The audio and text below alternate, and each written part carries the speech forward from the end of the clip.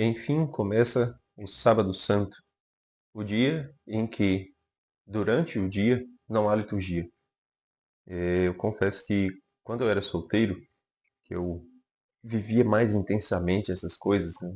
Não tinha o que fazer, meu foco era viver a liturgia, né? Desde a minha conversão do final de 2012 em diante, minha vida era ficar dentro da igreja. E aí eu vivia intensamente essas coisas, e quando chegava o Sábado Santo, era uma época que eu também não trabalhava no sábado. E aí eu ficava assim o dia, meu Deus, eu vou fazer o quê? Sabe? Porque não tinha uma liturgia, não tinha um santo do dia pra gente comemorar, não tem nada, absolutamente nada de litúrgico nesse dia, né? É um dia vazio, porque é de fato o dia em que Cristo está no sepulcro, é o dia em que a igreja sobreviveu apenas no coração da Virgem Maria, né? Que a fé permaneceu apenas nela nesse dia. Os apóstolos já tinham perdido a fé, os seguidores de Cristo já tinham perdido a fé. Todos achavam que ele, pronto, estava no sepulcro e acabou, né? Seria como mais um líder religioso que foi-se embora e não voltaria mais. Mas Maria não. Maria permaneceu de pé junto à cruz e sua fé permaneceu de pé o tempo inteiro. Ela sabia que Cristo iria ressuscitar no terceiro dia, como de fato nós vamos celebrar na Vigília Pascal, né? Que é o terceiro dia. Para quem ainda não entende essa contagem, né, que Cristo ressuscita no terceiro dia, sendo que nós celebramos a sua paixão na sexta e já no sábado à noite já é Páscoa, a contagem dos dias para os judeus era diferente. O dia para o judeu começava com o surgimento da primeira estrela no céu. Então não era de manhã, né, com o nascer do sol, era com o surgimento da primeira estrela. Isto é, Jesus Cristo entregou o seu espírito às 3 da tarde da sexta-feira. Ainda não tinha surgido nenhuma estrela no céu, né? Esse foi o primeiro dia. Com o surgimento da primeira estrela da sexta-feira, aí já entramos no segundo dia, certo? Aí passa-se a sexta-feira à noite, o sábado durante o dia.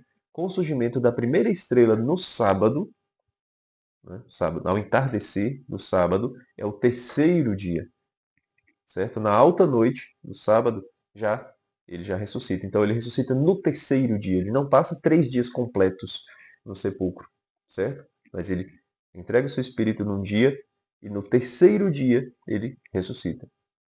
Essa é a contagem, tá? Para dar os 3 dias, é assim. Então sábado à noite já é Páscoa. É a missa das missas, a missa da vigília.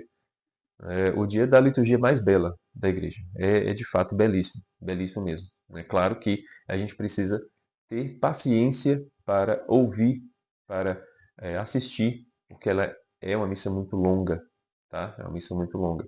Só que se a gente olha com os olhos de quem presta atenção, de quem quer compreender a liturgia, de quem quer pegar realmente a beleza dos símbolos, né?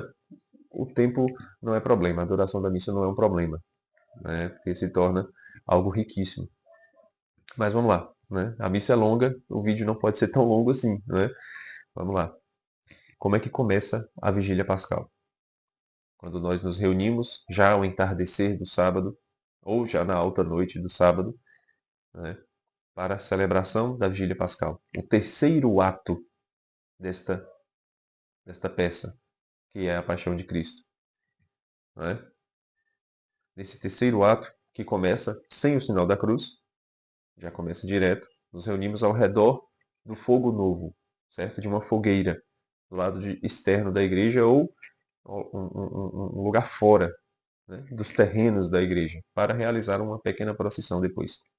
Então é ser acesa uma fogueira, nos reunimos ao redor dela e o sacerdote vai abençoar aquele fogo, certo? Com uma oração própria, vai queimar os óleos velhos, os óleos que a igreja estava utilizando durante o ano litúrgico anterior, os óleos do crisma, dos catecúmenos e dos enfermos, porque já tem um óleo novo que foi abençoado, que foram abençoados e consagrados na missa dos Santos Óleos da quinta-feira, certo? Na quinta-feira de manhã, a missa matutina da quinta-feira, Tá?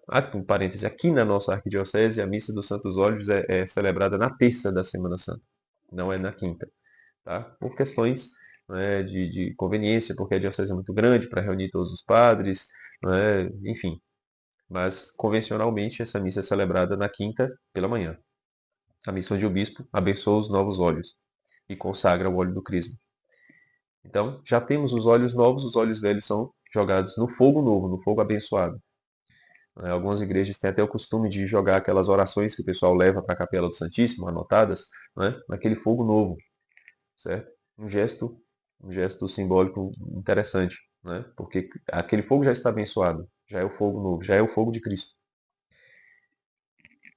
E aí, segue-se com a bênção do círio, aquela vela colossal, aquela vela que é impossível de ser queimada inteira, né?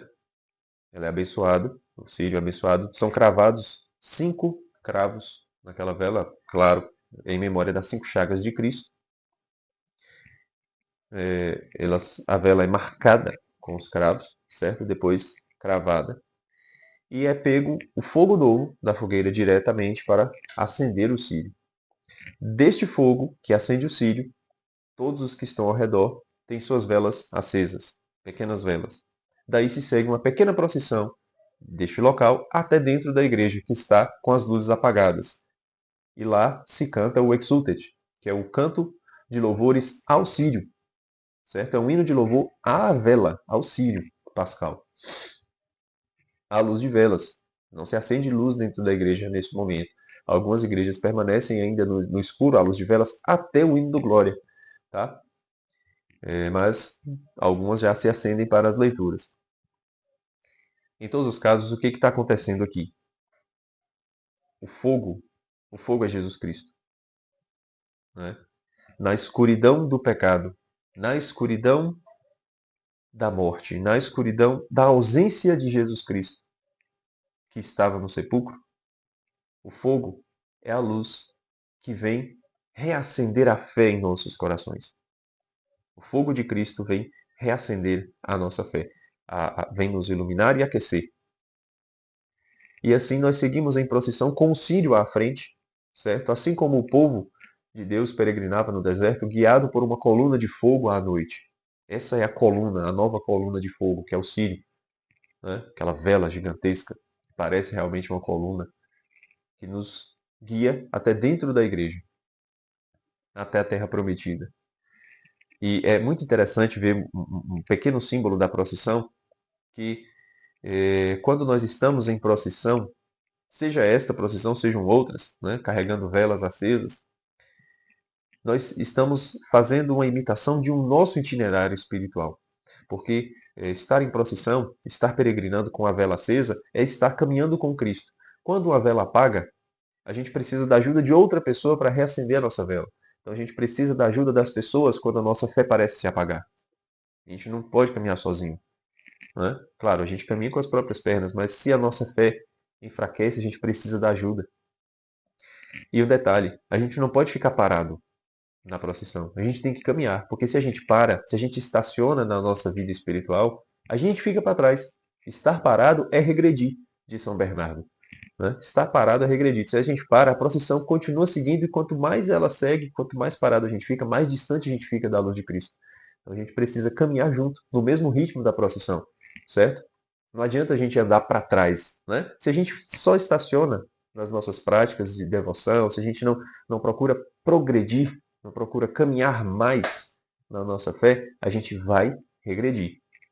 Porque o que interessa não são as práticas externas de devoção, né? Aquilo que a gente costuma fazer, né? A gente cria ali o hábito, pronto, então, sei lá, vou rezar o texto todos os dias da minha vida. Pronto, se a gente estaciona nisso, essa prática de devoção se torna um processo de regressão na nossa vida espiritual. Não estou dizendo que o texto vai regredir a gente, não, mas estou dizendo que a gente precisa avançar na nossa vida espiritual. Tá? Se é com o texto todos os dias, que seja com um texto mais bem meditado, certo? Que o texto nos ajude a crescer espiritualmente, não seja uma prática que nos estacione. Não, eu vou fazer isso e isso está bom, certo? Então é mais uma atitude interior do que a atitude exterior. O problema não é rezar ou não rezar o texto todos os dias. O problema é a nossa atitude interior diante dessa prática, certo? Então a procissão, ela simboliza esse gesto, esse nosso itinerário espiritual. Quando chegamos na igreja, o que acontece? São lidas 7 leituras do Antigo Testamento, com 7 cânticos. Né? Não são todos salmos do livro dos Salmos. Né? Tem um que é o Cântico do Êxodo, por exemplo. Né? Mas são 14 leituras. 7 leituras e 7 cânticos. Essas leituras, elas traçam também uma espécie de itinerário da história da nossa salvação, que começa com a leitura do livro do Gênesis, da criação. Certo? Depois da criação, vem o sacrifício de Isaac. Quando Abraão, todo mundo já conhece essas histórias. Né? Vou passar só pelos temas centrais e você preste atenção na hora que você estiver na vigília. Então, sacrifício de Isaac, onde Abraão é convidado por Deus a entregar o seu filho em holocausto.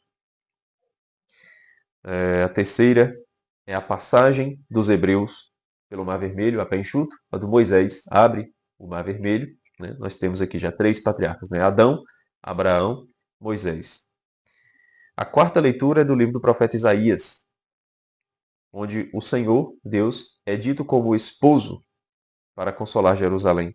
Jerusalém parecia estar viúva. Né? A cidade santa estava viúva e vem o Senhor para consolá-la, dizendo que ele é o seu esposo. A quinta leitura também do profeta Isaías é uma leitura bonita que diz: buscai o Senhor enquanto ele se deixa encontrar. E promete, né, manjares com trigo, vinho, leite. Né? Buscai o Senhor enquanto ele se deixa encontrar.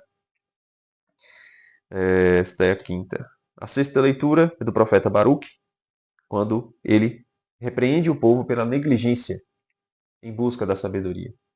O povo está negligenciando a fonte da sabedoria. Já começa a puxar a orelha, né? Estava indo tudo bem. Aí de Isaías, da segunda leitura de Isaías, já começa a gente, que é isso? Depois, a sétima e última leitura é do profeta Ezequiel, né? Que é o profeta condenando o povo que abandonou o Senhor para cultuar os ídolos pagãos. Já está prostituindo a sua fé. E promete, né? Tirarei de vós este coração de pedra e vos darei um novo coração, um coração de carne. Passagem também muito famosa. E o que essas 7 leituras representam? A chave de interpretação está na última, está na oitava, que não é a oitava, é a segunda leitura, digamos assim, que é a leitura do Novo Testamento, da carta de São Paulo aos Romanos, onde ele vai dizer que nós somos batizados com Cristo para morrermos para o pecado e vivermos uma nova vida. Cristo é essa nossa nova vida que nós iremos ver depois da liturgia da palavra, né, no batismo dos adultos, ou, se não tiver batismo dos adultos, em todos os casos, nós renovamos as nossas promessas batismais nesse dia. Certo? Então, Cristo é a chave de interpretação dessas leituras. O que acontece? A criação. Cristo vem com a sua ressurreição fazer uma nova criação. Ele vem fazer novas todas as coisas. Cristo é um novo Isaac. É o Isaac verdadeiro que foi de fato imolado na presença de seu pai. Certo? Abraão, né, foi impedido. Deus falou: não, já reconheço a sua fé, Abraão. Você não vai precisar fazer isso com seu filho. Mas Deus não foi impedido de fazer isso com seu próprio filho. Para a nossa salvação. Jesus é o novo Isaac.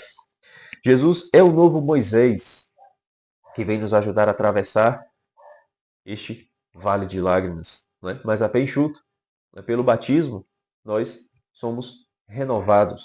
O novo homem sai das águas a pé enxuto. Né? As águas do mar, as águas da desordem não nos tocam, porque as águas de Cristo nos tocaram. As águas de Cristo nos tocaram. Já me esqueci qual é a quarta leitura. Sim, do profeta Isaías. Deus é o novo esposo. Jesus Cristo é o esposo da igreja, que vem consolar a igreja. Calma, vocês não estão viúvos, né? A igreja não está órfã, a igreja não está viúva. Cristo ressuscitou. O esposo da Nova Jerusalém ressuscitou. Depois, buscai o Senhor enquanto ele se deixa encontrar. Buscai os seus manjares. Buscai a Sagrada Eucaristia. É um convite para nós. É um alerta para nós. Nós precisamos buscar a Sagrada Eucaristia enquanto ela se deixa encontrar. Tá, Então a gente para e pensa assim, beleza, enquanto ele se deixa encontrar, quer dizer o quê? Quer dizer que vai chegar um tempo que não vai ter Eucaristia? Se lembra aí da pandemia, como é que foi? Se lembra de alguns anos atrás. Se a gente podia ter Eucaristia na hora que quisesse. A gente podia ter missa diária na hora que quisesse. Né? Lembre aí como é que foi na sua diocese, na sua cidade. Se foi difícil ou não para você ter acesso à Eucaristia. E isso foram coisas de, sei lá, 2 anos. Né? Nem foi 2 anos exatamente, né? Porque houve uma época que começou a arrochar a coisa, depois começou a aliviar, então durou em torno de 2 anos todo esse processo. Mas imagine isso durante uma vida inteira. Imagine cidades, estados, países onde a perseguição aos cristãos é ferrenha. Então, buscai ao Senhor enquanto ele se deixa encontrar. Buscai os sacramentos. É um alerta para mim e para você. Certo? Busquemos os sacramentos enquanto ele se deixa encontrar. Depois é a reprimenda de Baruque, que nós estamos negligenciando a fonte da sabedoria. Porque não adianta somente a gente ir para a igreja e receber os sacramentos. É necessário uma atitude interior, assim como da procissão. Não é necessário uma atitude interior para que a fonte da sabedoria nos alimente. Certo? O que isso quer dizer? A gente precisa se aprofundar nos conhecimentos de Deus, porque é o desejo de Deus que todos os homens se salvem e cheguem ao conhecimento da verdade. O conhecimento da verdade. A gente precisa se aprofundar nos conhecimentos de Deus. Santa Francisca Romana, em suas visões ela teve visões do inferno e do paraíso. Se não me engano, do purgatório também, não me recordo agora. Mas nas suas visões do paraíso, ela compreendeu que as pessoas mais sábias compreendiam melhor a Deus no céu. Então tinha uma espécie de felicidade diferente no céu daqueles que não eram sábios. Então não é para a gente se desesperar, ai meu Deus, eu não consigo estudar. Não, a gente precisa se esforçar. A gente precisa se esforçar, dar o nosso melhor. Né? E a gente é recompensado com esse esforço. Tá? Então não quer dizer assim, eu não sou tão inteligente quanto fulano, nunca serei inteligente quanto fulano, então eu não vou, né, ter essa mesma glória no céu.